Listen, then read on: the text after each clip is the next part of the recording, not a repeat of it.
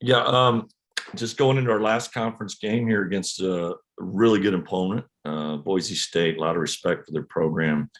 Um, a really good defensive team, big, athletic. I think they'd fare well in the Pac-12. Just they're older, so having this opportunity would be great for us. Probably second best team ranked or whatever, and on film they looked at too, behind SC. So great opportunity. We played better against Northern Colorado and we're out of finals. So be really nice if we could find a way to win this game. Be a really nice opportunity going to break with a little momentum. Jamie, go ahead. Morning, Coach. How's it going? Great. Good to hear. Does it kind of feel like that after the two losses, you come back with that win? Does it feel like just a bit of a lift off some of the guys' shoulders that maybe, that they can just take a quick breath after, those two tough losses?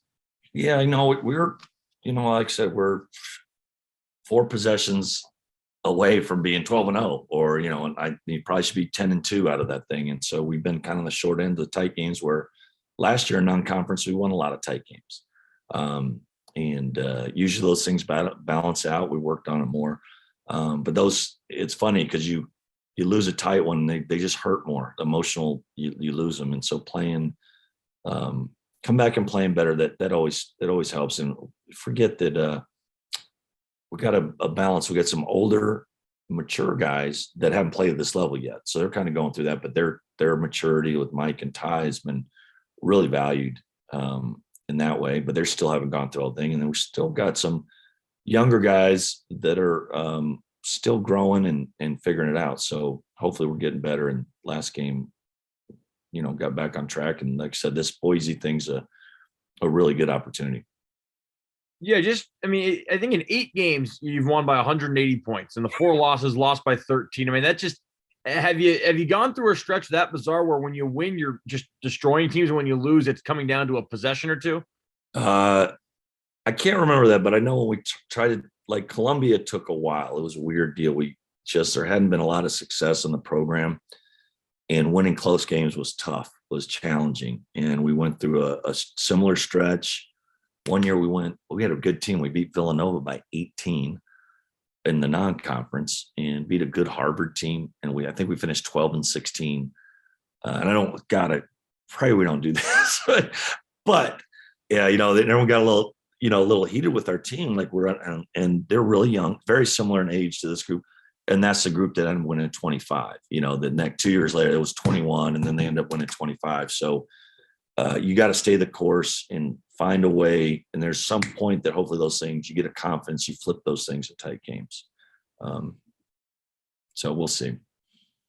That flu bug that was it seemed like it was running rampant through the team. Got Noah, got Ty, got Ryan. Does that seem like it's kind of passed, or are the guys mostly past that?